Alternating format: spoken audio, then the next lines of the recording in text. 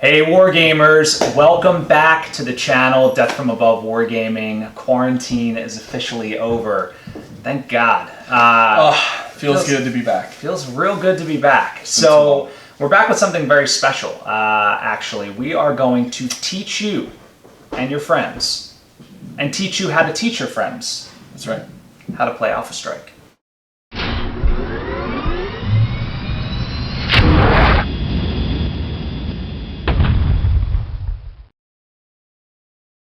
So this is a long-awaited series. I know many of you guys have asked for a how to play series, and we put some thought into it. And you know, we really wanted to make it different from the classic series that we put out way back in the day. It feels like forever ago, Tom. About 18 months ago, I guess. Almost 2 years, maybe. Feels like an eternity. Yeah, it feels like a different age. 3 months feels like an eternity ago. Yeah, for sure. So anyway, we wanted to make this one feel a little bit different. So instead of kind of going through, you know, one phase at a time and talking through it and showing that phase, we wanted to make it more organic, right? Yeah. More like, how would you teach your buddy how to play, you know, or teach your, you know, your friends, your husband, your wife, whatever, right? Your kids, like, you're just going to sit down, you're going to play a game. Yeah. And you're going to talk through it as you play. And as rules come up, you're going to talk to those rules. So that's kind of how we're going to address this series. It's like boiling the frog and you know, turn up the water slowly and they don't realize they're boiling yet. And that's how you get people to play this game. Draw them in.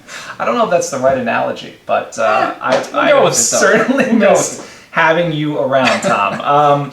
So what do we got here? So again, you know, what we're going to do today is this first video. It's going to be maybe 4 or 5 videos. We'll see. This first video, we're going to talk about basically what you need to play. We're going to talk about the overview of the game. We're going to go over a unit card, show you basically the stat card, everything in Alpha Strike has a... Yeah, exactly.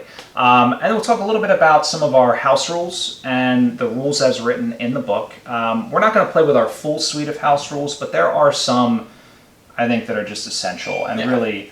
You know, make the game so much more fun. Yeah. And the last thing we're going to talk about is the things that we bring to the table, our supplements, and some really exciting news in terms of partnership with Aries Games Minis to make your Alpha Strike experience all that more juicy. Even better. Even better. So let's start with what you need to play. And I think really you don't need much of anything, and you don't need to buy anything either. That's you have some dice. Right. You do need dice and maybe a ruler or measuring tape. Yeah. And if you don't have those, I mean, you should probably have them anyway. Yeah, just have them in general. And you can steal them from other cards, like Farkle or whatever. Just steal some dice from those games. Exactly. Because again, D6s, it's actually, I never thought about that. It's a benefit of BattleTech is, you know. No fancy dice. Yeah, no D20s. You don't need any special geek dice. But yeah, and so you can play on any table. You don't need terrain. You don't need buildings even if you don't want. Yeah, you could draw stuff on paper and put it down on your table surface, right? Yeah. I believe they have online in the Catalyst, the free rules. There's a free quick start rules. I think at the bottom they have cutouts, right? Yeah, you can cut the little mechs out and just put them on a stand, or just kind of make a little TP out of the paper and put it on. So you don't even need 3D models. You need nothing. Yeah. So it's pretty. So that's exciting. So that's how you sell it. It's free. You sell it. You guys, you have to sell it because this is a special time in BattleTech history here. So you basically you do need some dice. You need a measuring tape or a ruler. You need something to represent the minis in the terrain. And again, it doesn't need to be fancy, but it could be. And you know, you need some sort of rule book. And again, the Catalyst Game Labs rules are free. The quick start. Yeah, I think that's what they're called. But there is also a book called the Commander's Edition. That is the only book you will need for Alpha Strike. You know, in my opinion, that's like the core rule book. It's got everything in there. Yeah. And so if you're looking to get into sort of that next level, that book is there. And that is also available on Aries Games Minis, by the way. Yeah. Let's talk about BattleTech in general, just at a high level, guys. What is BattleTech? You know, some of you are familiar with BattleTech from the video game. I get comments on our site all the time. They're like, what is this thing that you're doing? I thought BattleTech was a video game. People just don't know it's a tabletop game. Yeah. People have played MechWarrior for years, right? And just have no line of sight. And we've got a lot of guys that are MechWarrior Dark Age players, right? Which was an awesome, you know, the Clicks, right? That was an awesome tabletop iteration of this game that has since gone extinct. But, you know, some people still love that game. And it's a different scale too, right? Very different scale. Keep that in mind if you think you're just you going to can. pull some hero clicks on the table or whatever. Not going to happen, buddy. You're done. I mean, you could. Keep them on the shelf. That's right. So people don't really, they're not familiar with the tabletop game, but they might be familiar with the lore. But if you're not familiar with the lore, BattleTech is a futuristic tabletop strategy game, and it's set in the 31st century. Mankind is sort of spread across the stars. And they are, of course, as always, what mankind does, battling each other for supremacy. Yeah. And so it's kind of like a feudal empire kind of thing. Yeah, houses. And it's pretty neat, right? So intrigue. if you're trying to attract new players to it, and they're sort of, they love the lore, guys. There's tons of great books out there, novels and things that you could point them to. Yeah. But BattleTech in itself, I think, is unique from other war games. In that it's sort of a humanity only type of thing. Some of the other games like 40K or War Machine, right? They've got like different monsters or aliens and things like that. This is a very sort of realistic extrapolation of where humanity could be, in my opinion. So it's kind of neat in that regard. Yeah. And of course, who doesn't love the idea of like driving around a giant robot with missiles and lasers and autocannon strapped to it? Yeah. I mean, would love to have one for a second car. Just drop off my kids at school and that, super embarrassed. You drove the Raven. The dad rolls up and like the Atlas. You're like, oh man, I should have brought. Oh well. So we digress.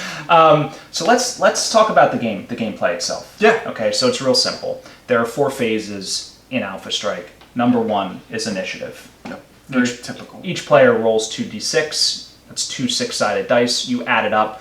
Whoever has the biggest number gets to go last. That's a strategic advantage. You get to see what your opponent's going to do. Yeah.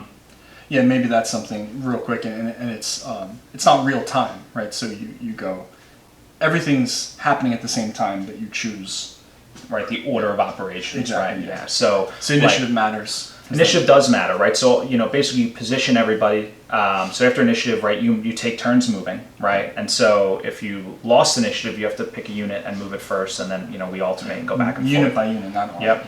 And then when shooting happens, then you have to shoot, the loser of initiative has to shoot all their units, and then the winner of initiative shoots all their units. Nobody dies. You don't have to declare it ahead of time. You don't have to declare it ahead of time. You just kind of pick on the fly, and all the damage is dealt at the end of that shooting phase, right? So nothing dies before they get a chance to shoot back in Alpha Strike, which is pretty cool. So again, shooting is combat phase is phase 3. There are other things you can do in combat. You can punch, kick, right? These are giant robots, right? They can actually, some of them have jump jets, and they can jump and land on top of each other. Something called a death from above attack. Death from above attack. There it is, folks. It's all coming together.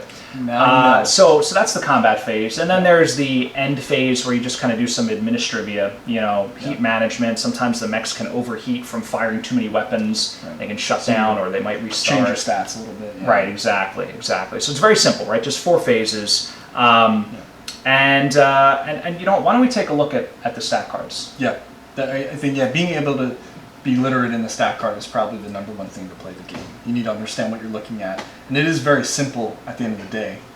Okay, guys, so on the screen here, you'll see I brought up 2 cards on the screen. The first one is the kind of card you will find on Master Unit List. The second card is a card developed, sort of modified, I guess, by Death from Above Wargaming, which accommodates some of the optional rules that we use that are found in the Commander's Edition and just streamlines things a little bit to our taste. So let's go over the Master Unit card first. So at the top, you'll see the name of the unit. This is a TDR-5S Thunderbolt. Incidentally, this is the same card you'll find in the Commander's Edition on page 27 if you have that. I believe this type of explanation is also in the Quick Start rules as well. And so there's a few things here. You've got the point value of the mech in the top right.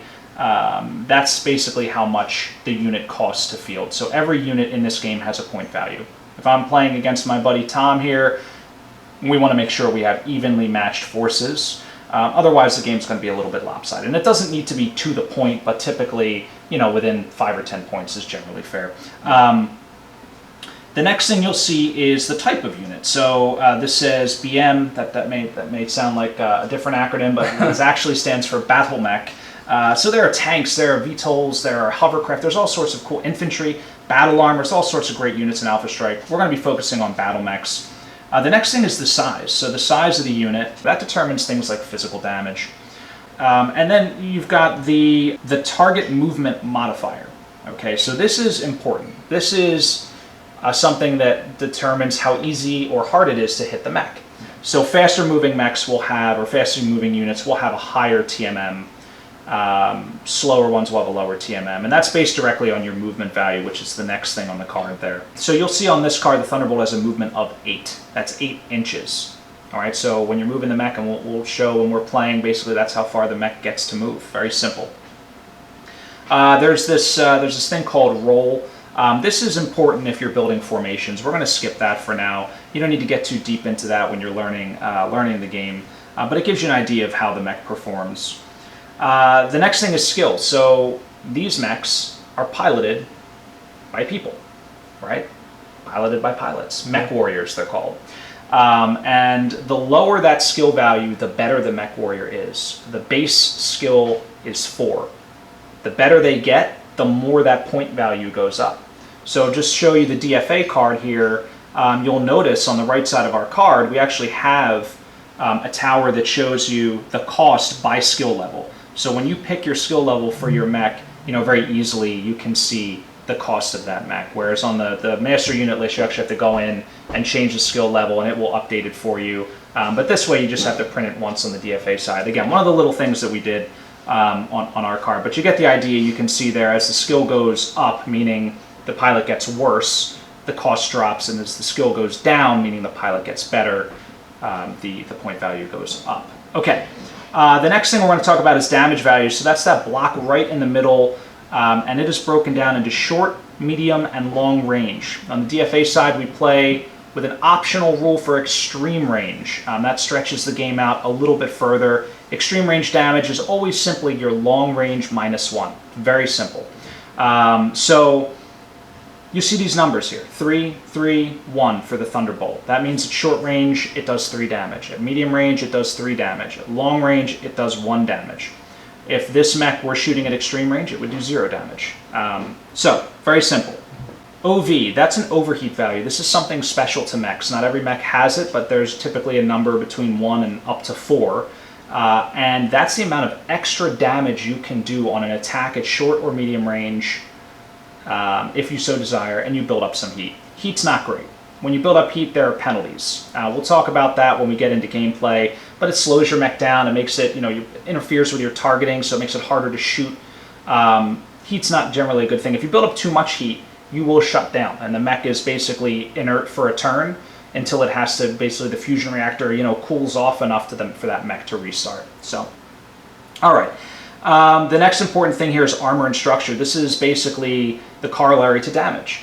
So if I took 3 damage, I would mark off 3 little pips on the armor. If all my armor is filled up, what happens, Tom? Yeah, it goes in internal structure or structure.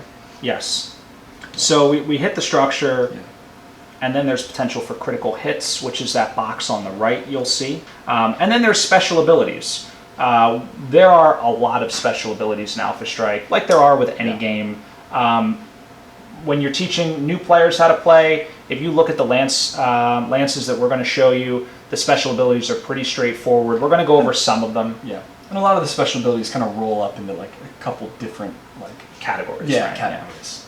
Yeah, I would agree with that. So we'll talk about them. But there are things that allow your mech, for example, to shoot missiles over a hill and at a target you might not be able to see. That's called indirect fire. There's mechs that have all lasers, right? They're not prone to ammunition explosion. So if you roll an ammunition explosion for a critical hit, it doesn't affect them, right? So there's all these different kinds of special abilities that the mechs can have that just add a little bit of flavor. But essentially, the keys to any card, and you'll see this on the DFA card, we stripped some of the stuff that I think is sort of irrelevant. Again, size, TMM, movement, super important. Yep. Right? The damage that you can do at each range bracket, important. If you can overheat, if you're not able to overheat, and then your armor and structure, that's basically it in a nutshell. So the game is very simple to play. And again, these cards are small, easy. You can print out a whole bunch of them. You can sleeve them if you want, or just print them on a sheet. Yeah, and as we discussed in like the housekeeping phase of the game, the cards are also really useful because everything you need to track has a box for that. There's pips for tracking your damage, there's boxes to track your heat, and there's pips for the critical hits as well. And that's almost all the housekeeping you have to do in this game. All right, guys, so the next thing we're going to talk about is the house rules versus rules as written, sometimes abbreviated in the acronym RAW, like Monday Night Raw is what I always think of. Like, so we're going to play with just 4 of our sort of optional rules. And again, when we think about our house rules, it's a suite of all of these optional rules we picked out of Commander's Edition. But there are 4 that I really recommend playing with. The first one is what we call a 1-to-1 conversion, right? And this is sort of described as movement change. Yeah. So there's 2 different flavors of BattleTech. There's classic BattleTech, where you play on sort of the paper mats, right? And there's hexes, or you can play it hexless too. And then there's Alpha Strike. So we looked at the Thunderbolt, and Alpha Strike, the movement was 8 inches. In classic BattleTech, that movement is 4, right? It's half of that. And I don't know the design decision behind like doubling everything in Alpha Strike, but what we found is if you have a unit, like a spider that can move 16 inches. Yeah. I mean, you don't have a board game big enough to really accommodate that. The thing's just zipping around the board, and it's just there's less tactical, in my opinion. There's less tactics happening there because everybody just ends up at point blank range. So we basically have everything, and you can go on our website. We have 2 different quick reference guides for you. One with the rules as written and all the modifiers and everything, all the movement costs for that. And then you can look at it with our 1-to-1 conversion. We have a DFA quick reference guide as well. So if you want to play with our 1-to-1 conversion, which again I really recommend, you can download that. Yeah, you should at least try it. You should. Definitely makes the game more fun. I think so too. The second rule that we play with is multiple attack rolls. So we looked at the Thunderbolt, and I think it had a medium range damage of 3. Yeah. Right. And so normally in just the base rules, and you'll see this in the quick start, you roll 2d6. Yeah. You either hit or you don't. Right. You either deal 3 damage or you don't. Yeah. Okay, that's fine. When you get up to bigger mechs that can do 5, 6, 7, some of them actually do like 11 with overheat. It's absurd. Yeah. You're just, if you hit things, vapor. You're just vaporizing things, which maybe that's cool. But what we play with is an optional rule where you actually roll 2d6 for every point of damage. Yeah. Okay, and again, this is in the Commander's Edition, and essentially, and we'll have a guide posted with all of our optional rules that we use and the page reference in the Commander's Edition. But basically, you roll 2d6 3 times for this Thunderbolt, and you might hit all 3 times. You might hit once. You might hit none. So so there's more of a gradient. Which I think is a little bit more fun. It adds some intensity to the game. Yeah, for sure. And it allows you, I think, to play smaller force sizes without it sort of being too quick. Right. I think sometimes that decision was probably because they're thinking, oh, you'll bring 30 mechs onto the board or whatever and have a huge battle. But not everybody always has time to set that up and to play through that. So, and that's when like dealing 10 blowing away a mech doesn't really matter. Right, because you have 29 more. Right. Yeah. But when you're only playing a lance versus lance or something, you're like, the game's over. It's really impacted by those kind of like knockout punches. So. Right, I agree. Yeah, it's a great point. You're probably right. That is probably what they had in mind, was those bigger games. Yeah. So the other thing is extreme range. So we talked about that when we were looking at the card. And when you go down to 1-to-1, I think extreme range is awesome because it gives you just that extra bit of engagement threshold and changes sort of the dynamic of the game quite a bit. Mechs that can shoot at long range are a little bit more effective. Yeah. I think, just the idea of being able to use fire support effectively is really good. And so when you're kind of crunching it down again to that 1-to-1, I think extreme range, again, you should try it. It's really cool.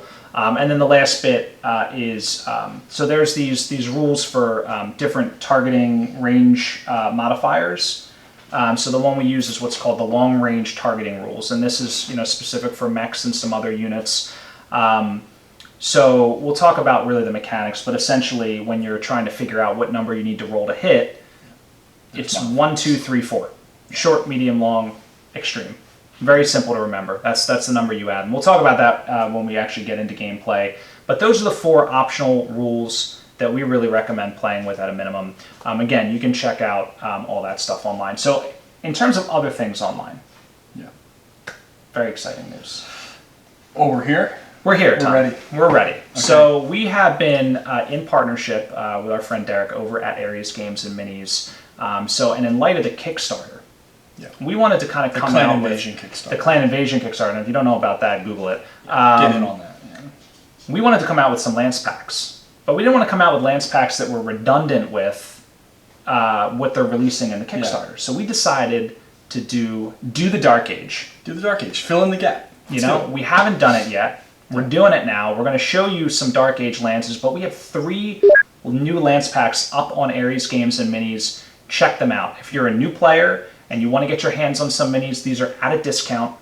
The Lances were very thoughtfully created by the DFA team to make sure that they're balanced and give you a lot of different flexibility. All of the mechs have a lot of different variants to use.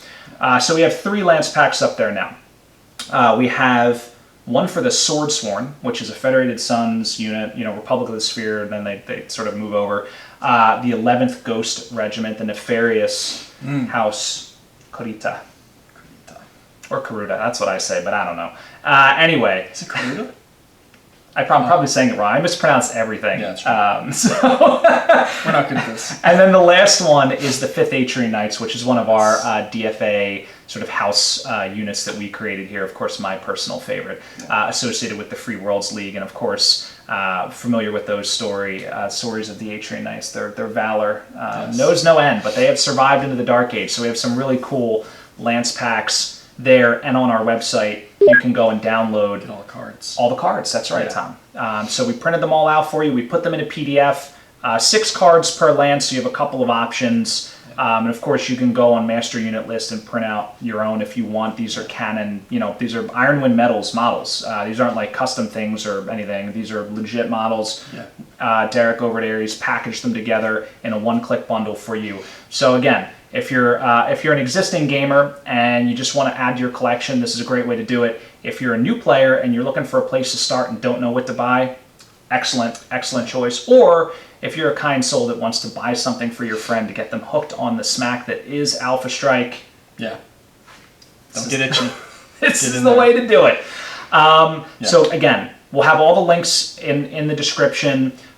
Check out Aries, check out our download section on www.dfawargaming.com.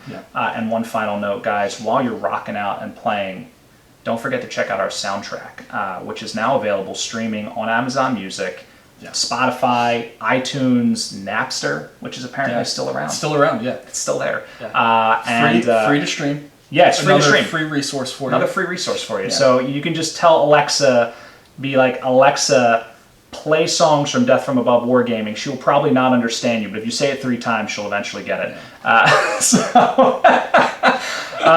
But guys, that's it. I think we hit on everything for this first video. So next up, the next video, guys, Tom and I are going to be playing a game, and we're going to walk you through it. So I encourage you to get out your minis or your pieces of paper or your cardboard stand-ups. Feel free to play along with us. We're going to talk through just some of the basics, and each video that we go through, we're going to introduce some new rules. Again, it's going to be very organic, just how you would teach your friend how to play, or if you're a new player, I think this will be very easy for you to understand. The slowly boiling water method. We're going to start out easy, get you hooked, and then we're going to ramp up the difficulty. That's right. I love it. It's good. All right. Well, guys, thank you so much for watching. Stay tuned. This was just your first quick hit. More on the way, always from Death from Above Wargaming. See you in the next video. Take care.